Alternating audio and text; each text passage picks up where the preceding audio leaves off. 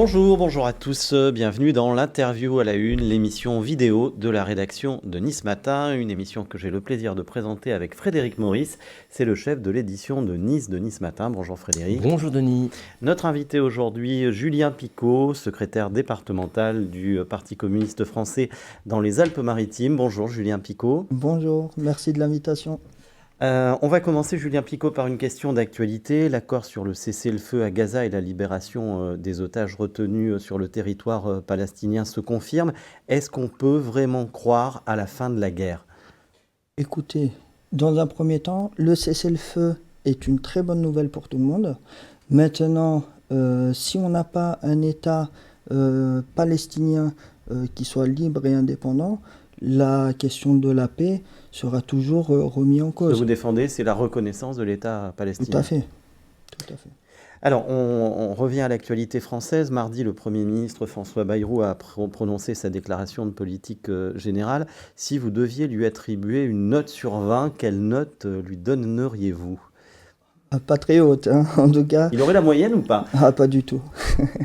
Non, pas du tout, parce qu'il n'écoute absolument pas le vote des Français. Le NFP est arrivé en tête de ces élections législatives et on s'aperçoit qu'il n'y a aucune main qui a été tendue. Pourtant, c'est clair, hein, les Français, ce qu'ils veulent, c'est l'augmentation du SMIC à 2 000 € et revenir sur la réforme des retraites. Donc il n'a pas entendu ces revendications. Le NFP a discuté, et là en l'occurrence on ne peut pas dire qu'on n'a pas joué le jeu. Les communistes sont allés lui dire en face ce qu'on portait. Les socialistes, ils sont allés discuter aussi avec lui.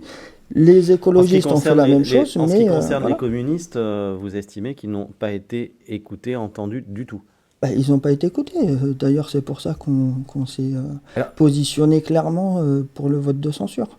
Mais quand même, il y a quand même des concessions qui ont été accordées par François Bayrou. Je pense à la remise en cause de la réforme des retraites, la taxe sur les hauts revenus, le maintien du nombre d'enseignants, du jour de carence en cas d'arrêt maladie dans la fonction publique.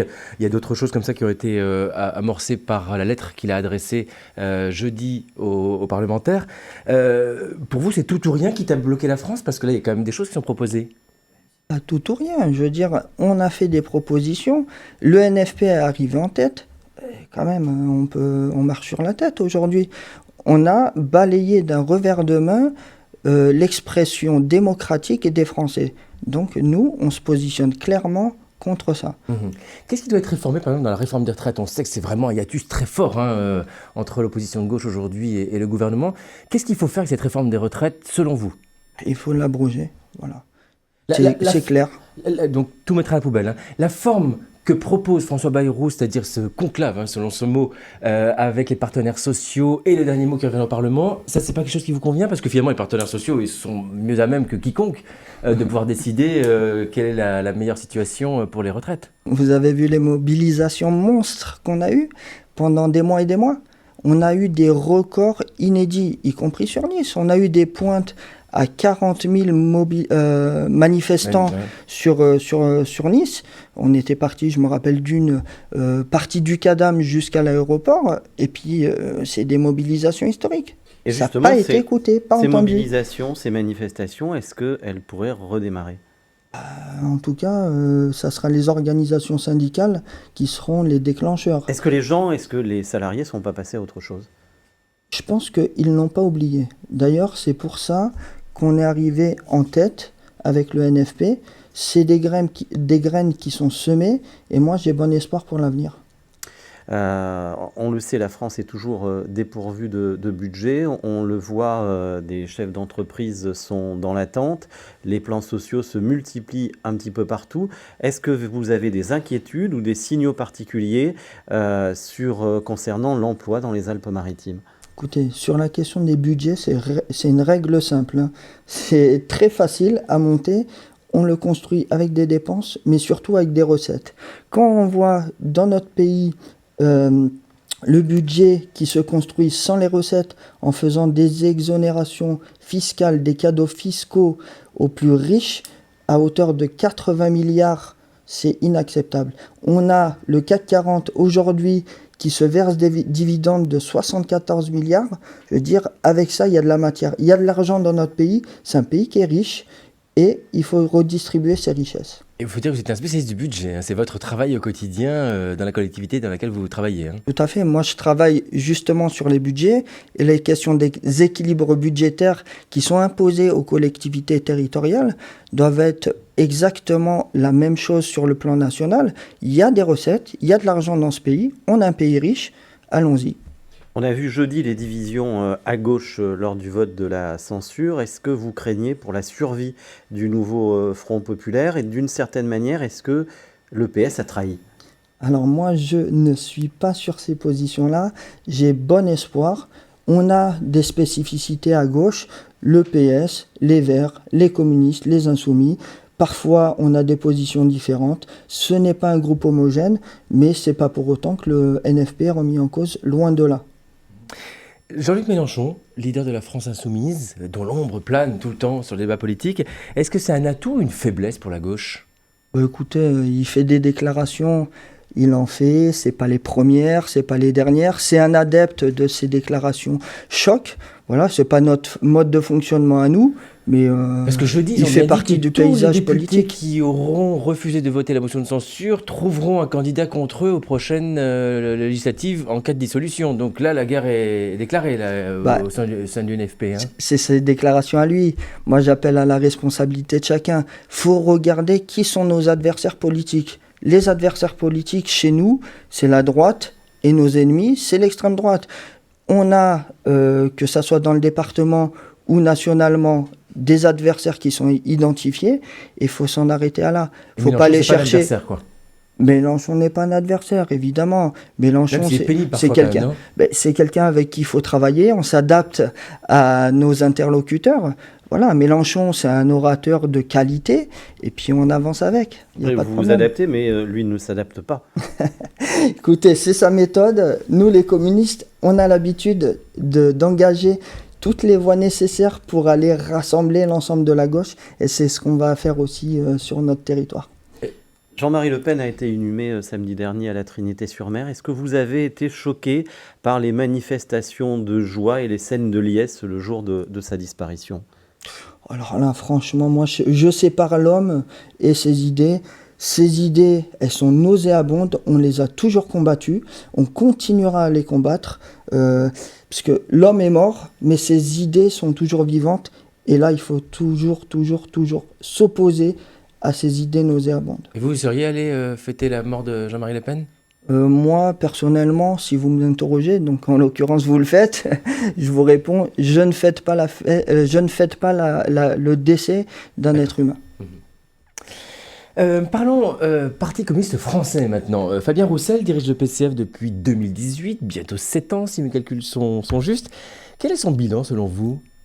Le bilan, c'est qu'à chaque fois qu'il y a eu un congrès, à chaque fois qu'il y a eu une interrogation ou une proposition de vote en interne chez les communistes, il rassemble largement les communistes. La dernière fois, on était à un vote qui rassemblait 75 ou 80% des communistes derrière lui. Donc ça va. Ça reste le patron légitime. Est-ce qu'il devrait être candidat à la présidentielle coûte que coûte ? Alors on n'en est pas là. Voilà, franchement, on est sur des questions de personnes. Nous, on évite toujours de répondre à des questions qui soient individualisées. Il faut construire un projet. Si on peut construire un projet avec les partenaires, on réfléchira. Si la question n'est pas adaptée, on réfléchira aussi. Mais c'est surtout une chose, c'est qu'on a un outil démocratique, que ça soit au PC. Les autres, ils doivent fonctionner aussi un peu comme ça, les partis classiques. On a une vie démocratique et on respecte la voix qui a été donnée au secrétaire. S'il doit être candidat, il sera candidat. S'il ne doit pas l'être, ça sera une consultation interne qu'il donnera. Vous respectez les mécanismes constitutionnels démocratiques, je comprends bien. Est-ce que vous êtes favorable à la démission du président de la République, comme de plus en plus de voix le demandent ? Nous, déjà, on est sur la bataille des idées. On est allé chercher le gouvernement en allant rencontrer Bayrou. On a exprimé notre désaccord. Il ne nous a pas écoutés. il va y avoir des législatives, certainement aux alentours de septembre. Et puis, il faudra repartir dans la bataille. Le temps aujourd'hui, c'est plutôt le temps législatif. Et puis, de toute façon... Ce serait prématuré, quoi. je pense qu'il ne faut pas mettre la charrue avant les bœufs. Il y a quand même de plus en plus de voix à bœufs. gauche qui demandent. Hein. Moi, je pense qu'il ne faut pas mettre la charrue avant les bœufs.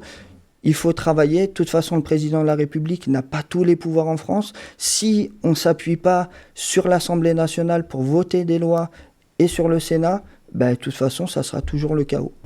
Alors tout va bien au PCF selon vous, pourtant la politique que mène la direction actuelle du parti est contestée. Une fraction d'opposants a fondé un mouvement appelé Alternative Communiste, que vous connaissez bien j'imagine. En gros, ils reprochent à Fabien Roussel de n'être pas assez à gauche, pas assez radical, pas assez loyal au nouveau Front Populaire. Est-ce qu'ils ont tort ? C'est toujours des positions, voilà. Donc il y a les positions et il y a le fond. Moi, je vais vous rappeler une chose, c'est le groupe communiste à l'Assemblée nationale et le groupe qui vote le plus contre la politique du gouvernement actuel. C'est ce qu'on a vu donc jeudi, hein. Évidemment. Avec donc, cette motion de censure votée majoritairement par les députés communistes. Hein. Tout à fait. Je veux dire, on reprend sur les dernières années. Nos votes, ils sont identifiés. On n'a pas de posture avec des grandes déclarations qui sont que des déclarations. Il faut analyser les faits. Et puis les communistes sont très très à gauche. Je pense que personne ne reviendra là-dessus. Pourquoi la direction actuelle du PCF mérite-t-elle d'être soutenue ? Écoutez, il y a une adhésion massive des communistes. Il y a 85% des communistes qui soutiennent la direction actuelle, que ça soit nationale et locale. Je pense que ça se respecte, la démocratie. Fabien Roussel a présenté ses vœux lundi au siège du PCF, place du Colonel Fabien à Paris. On l'écoute. J'appelle nos amis écologistes et socialistes, bien sûr, à rester unis et fermes sur ce message. Car ensemble, nous sommes une force. Et nous sommes une force qui compte et qui montre qu'une gauche sait s'unir pour arracher des victoires et sans être jusque-boutiste, sans être extrémiste. De qui parle-t-il, Fabien Roussel, quand il évoque une gauche jusque-boutiste et extrémiste ? Je pense qu'il fait allusion aux déclarations de certains à gauche qui sont des déclarations. Mais lesquelles, quand vous dites certains ? Pensez à qui ? En l'occurrence, peut-être Jean-Luc Mélenchon. Il doit penser à Jean-Luc Mélenchon. Mais comme je vous ai dit tout à l'heure, c'est... Qui lui rend bien, il faut être honnête, hein, Jean-Luc Mélenchon et ses soutiens, quand ils ont l'occasion de s'attaquer à Fabien Roussel, ils se gênent pas en général non plus. Hein. Oui, non, mais c'est ce que je vous disais tout à l'heure.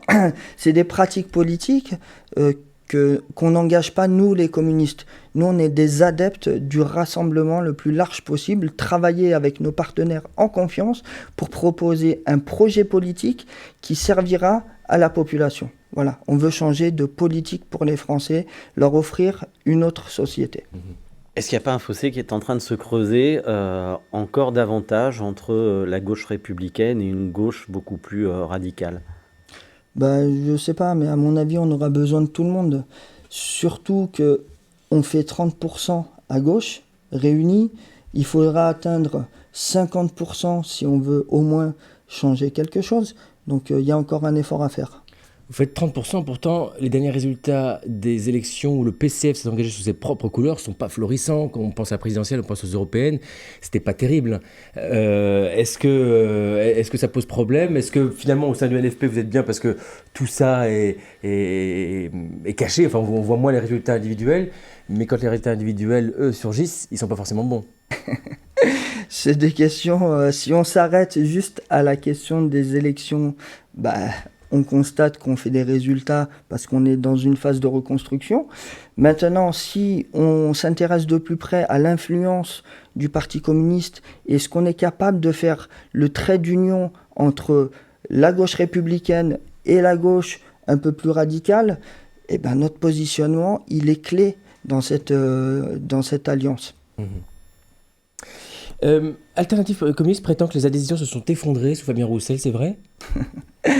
Ils font des déclarations, après, ça les engage. Moi, ça me fait sourire. Parce qu'en réalité, Alternative communiste, personne ne les connaît. Vous allez faire un micro-trottoir dans la rue, essayez de tendre le micro à des citoyens, ils vont vous répondre qu'on ne sait pas qui c'est. Alors, C'est de la politique politicienne, pour dire rapidement les choses. Fabien Roussel, en revanche, les gens savent qui c'est. Il est connu, il est identifié. Fabien Roussel, il mange de la viande. Il est favorable au nucléaire. Il est opposé aux zones à faible émission. Est-ce que vous êtes totalement en phase avec lui sur ces sujets? Alors la déclaration, il veut manger de la viande, ça veut dire, et je vais faire la traduction pour que tout le monde puisse comprendre, c'est avoir des salaires décents pour pouvoir manger sainement. Ça ne voulait pas dire autre chose que ça. Voilà. Donc augmenter les salaires, les Français pourront manger. Ça a été interprété un peu autrement, mais sur Alors, ces vous êtes beaucoup sujets... plus subtil que nous, effectivement, Ouais. parce que nous, on voyait vraiment comme une ode à j'ai envie de manger de la viande, quoi. Et continuer de bouffer de la Non, viande. là, franchement, c'est des logiques. C'est peut-être pas qu'à mes yeux, mais l'ensemble des Français, ils vivent au quotidien des difficultés, ils ont du mal à se nourrir. Et nous, ce qu'on leur oppose aujourd'hui, c'est une déclaration, j'ai envie de manger de la viande. Les Français ont faim. Au-delà de la Effectivement. viande et la question du nucléaire, des zones à faible émission, il Ouais. est critiqué par un certain nombre d'écologistes. Est-ce que c'est un faux procès? Et est-ce qu'encore une fois, vous vous retrouvez totalement dans ces positions? Écoutez, c'est un faux procès parce que nous, on est sur le volet social essentiellement. On réfléchit aussi aux classes populaires, celles qui se sont perdues dans des votes d'extrême droite, parfois, celles qui ne votent plus. Voilà, ils sont déçus par la politique du gouvernement. Ils ont été déçus de la gauche parfois. Donc maintenant, il faut on arrive à leur parler. Et arriver à leur parler, c'est dire, attendez, maintenant, il faut changer de logiciel, augmentons les salaires, revenons à une retraite à 60 ans, parce qu'il y a des travailleurs qui sont fatigués, et on veut leur offrir un projet de société qui est totalement différent. Juste pour finir là-dessus, vous n'êtes pas partisan de la décroissance, très clairement, le Parti communiste et vous. Ça, c'est une vraie question de fond. Hein. Ouais. Beaucoup, notamment chez les écologistes, disent la croissance est ce qui mène à la ruine. Vous, clairement, là-dessus, vous dites quoi? À mon avis, il y a deux choses, et il faut passer par les deux. Il y a la question sociale, où il faut travailler, voilà. Il faut répondre aux aspirations et aux besoins de la population, c'est fondamental. Et il faut respecter la planète, respecter l'écologie. Et c'est compatible encore, ça? Mais il faut trouver un équilibre. Et puis, on est là pour travailler ensemble. C'est ce que je vous disais tout à l'heure. Il y a des sensibilités, des spécificités à gauche. Ça ne veut pas dire que c'est pas incompatible. Ça veut dire qu'il faut apprendre à travailler ensemble et mener autour des valeurs communes un projet qui réponde aux besoins de la population. Alors, venons-en au département. Dans le département, certains de vos détracteurs disent que vous êtes aux ordres un peu de Francis Tujague, le maire PCF de Comte. C'est vrai? C'est votre papa caché? Absolument pas. Moi, j'ai beaucoup de respect pour Francis Tujague, qui est élu depuis de nombreuses années à Comte. Il a eu d'ailleurs deux listes en face de lui aux dernières élections, de droite, et il a fait près de 83%. 83%, c'est un signal fort, ça veut dire que c'est un très bon gestionnaire et que les Comtois ont fini par reconnaître et qui lui font confiance. Il a une équipe municipale qui travaille, les projets sont superbes, moi j'ai pas de problème avec ça. Après, c'est pas mon papa politique, c'est quelqu'un que je respecte beaucoup parce qu'il a pu mener une politique intéressante pour sa population. Comte est la dernière enclave communiste du département. Comment expliquez-vous que les anciennes places fortes du PC votent aujourd'hui massivement pour le RN? Alors, c'est pas la seule.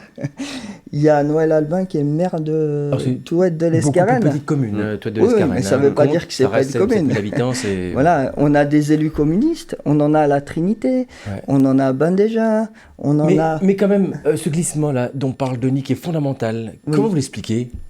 Oui, mais alors je finis. On a des élus communistes on va en trouver qui sont quelques-uns, en gestion. Non, mais qui sont en gestion. C'est pas des communistes avec un poids qui n'a rien l'opposition. à voir avec ce qu'il était dans le passé. Ouais. On a l'héritage du passé, c'est évident. Hein. Je veux dire, ça touche pas que les Alpes-Maritimes. C'est pour ça que le projet communiste aujourd'hui, notre projet, c'est d'aller justement reconquérir, et j'utilise ce terme qui peut faire sourire, aller chercher les populations qui ne croient plus en la politique, leur proposer un projet qui soit clair et qui réponde aux besoins. Mais ça, c'est une phase de reconstruction qui met du temps. Mais pour reconquérir, il faut comprendre pourquoi on les a perdus. Pourquoi vous avez perdu ces électeurs? C'est pas la première fois qu'on en parle, hein, mais c'est toujours intéressant de revenir là-dessus parce que c'est fondamental. Pourquoi vous avez perdu ces électeurs et qu'ils sont partis essentiellement, majoritairement au Rassemblement national? Parce que c'est simple. Il y a une partie de la gauche qui a été au pouvoir pendant des années et qui n'a pas répondu aux aspirations de la population. C'est leur faute à eux, pas la vôtre? Non, pas du tout. C'est une faute aussi collective, y compris des communistes. Peut-être qu'elle n'a pas su parler aux populations pendant plusieurs années. Aujourd'hui, on en a pris conscience.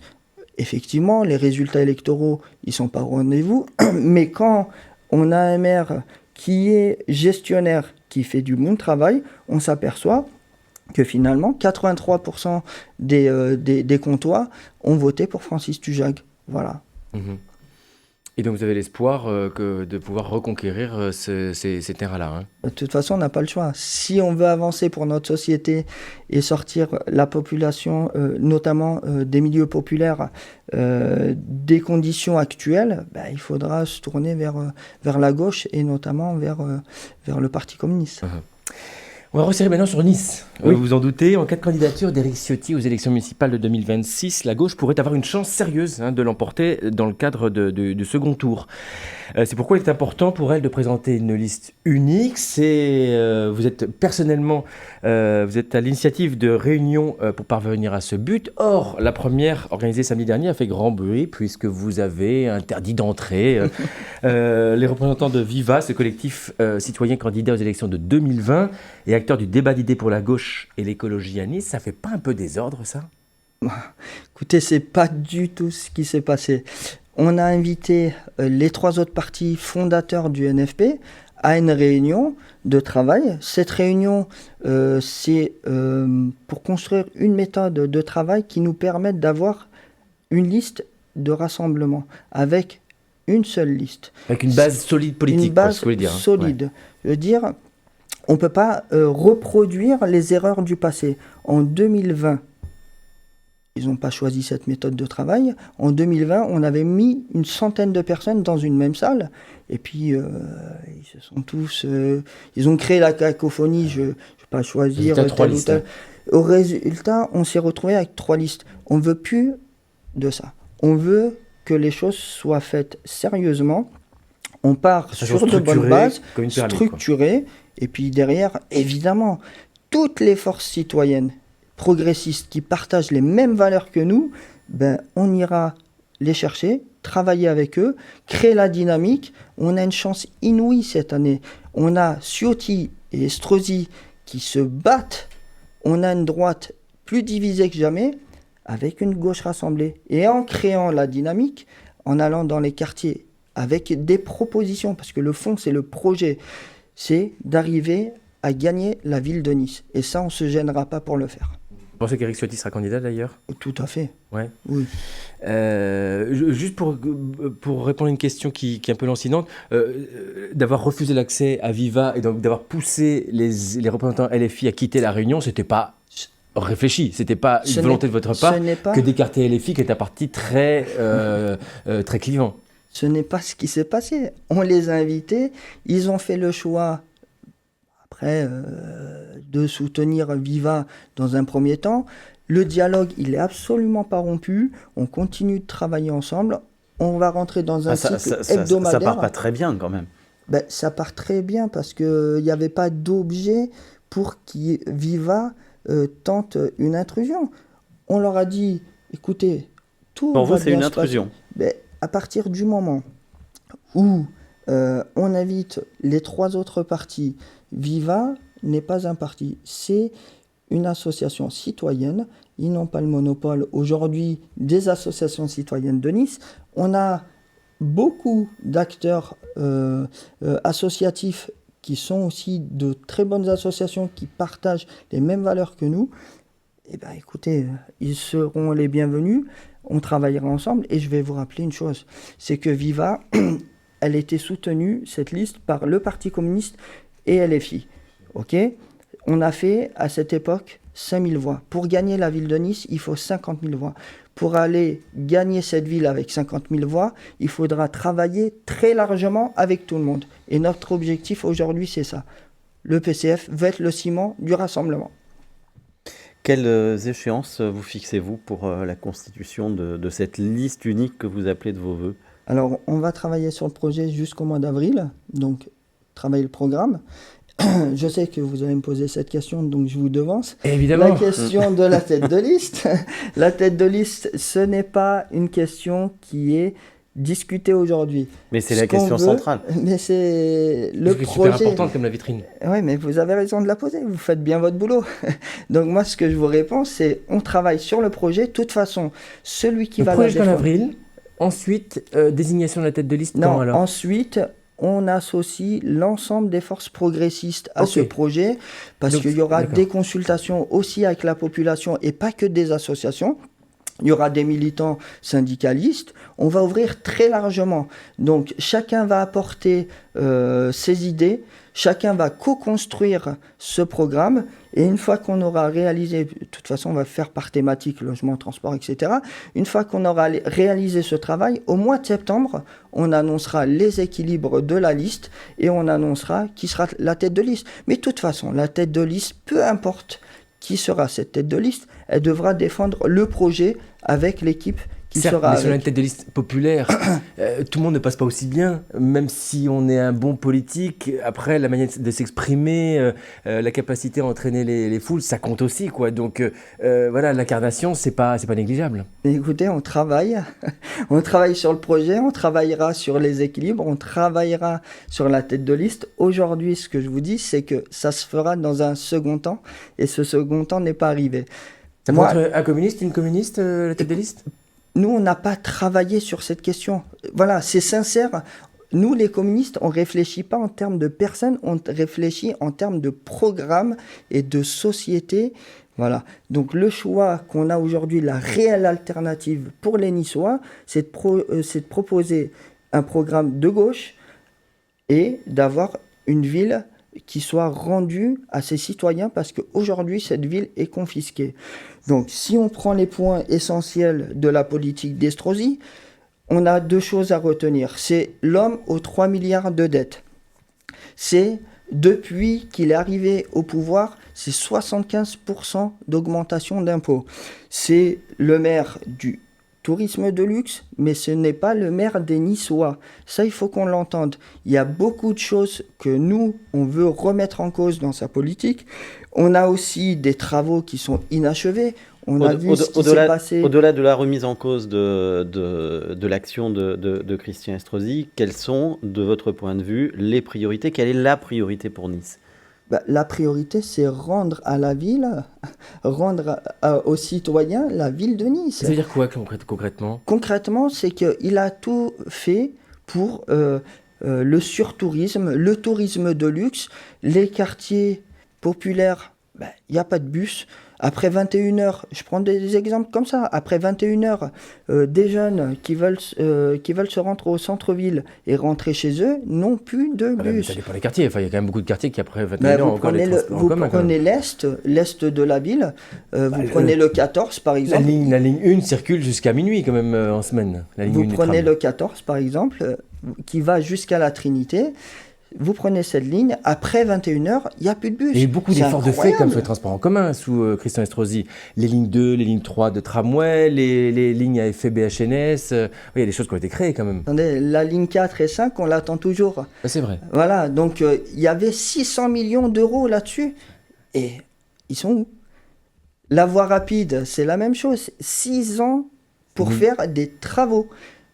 Vous seriez allé plus vite, vous? Attendez, dans n'importe quelle ville de France, on les aurait finis en 2 ou 3 ans, ces travaux. C'est quand même très étrange, ce mode de fonctionnement. Très bien. Alors avant de terminer, on passe à la question perso.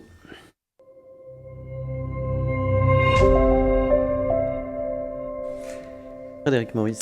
Julien Picot, vous avez été élu à la tête du PCF des Alpes-Maritimes le 19 mars 2023, il y a presque 2 ans donc. Comme dirait François Bayrou, vous étiez un néophyte à l'époque, davantage que lui d'ailleurs. Qu'est-ce que cette entrée parmi les personnalités politiques des Alpes-Maritimes vous a appris? Ça m'a appris vraiment beaucoup de choses. C'est qu'en politique, faut apprendre à travailler avec l'ensemble des acteurs et pas seulement avec des interlocuteurs politiques qui sont là depuis des années et des années. Il faut avoir, sans oublier une seule chose, c'est travailler avec les populations, travailler avec les associations, travailler... Faire une concertation. C'est plus dur que vous pensiez? Il y a des non, coups, ça il y se a des coups qu'on n'imagine pas prendre? Franchement, je vais vous dire la vérité. C'est très positif à 99... Dites ça en faisant la grimace quand même, hein? Non, je le dis parce que je suis sincère. Je vous le dis, à 99%, ouais. c'est très très positif. Moi, ça m'a fait du bien. J'ai appris beaucoup de choses. Après, il y a toujours le petit pourcent où on a des contestataires qui font de la politique politicienne. Mais je ne suis pas habitué à ça. J'ai appris. Aujourd'hui, moi, ce que j'ai besoin, c'est de parler vrai et de parler à des citoyens, des habitants, à une population, à offrir un projet, parce qu'on a quelque chose vraiment à porter.